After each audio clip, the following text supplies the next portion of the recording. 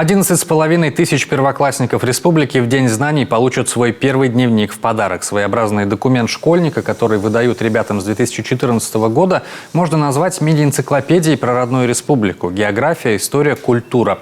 В этом году тема дневника «Коми-сказки». К слову, тематику издания выбирали сами родители при помощи онлайн-голосования. Очень много было вложено сил, труда для того, чтобы первоклассники смогли ознакомиться с историей, с этносом республики. Надеемся, что им очень понравится.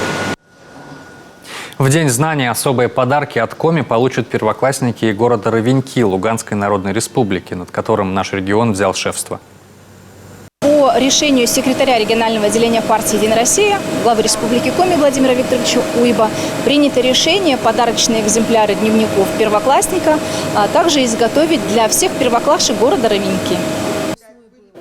А еще для ребят из Ровеньков, которые впервые перешагнут порог школы, выпустили эксклюзивные тетрадки с коми-дизайном. Их, а также дневники и ранцы с канцтоварами отправят с гуманитарным грузом 24 августа.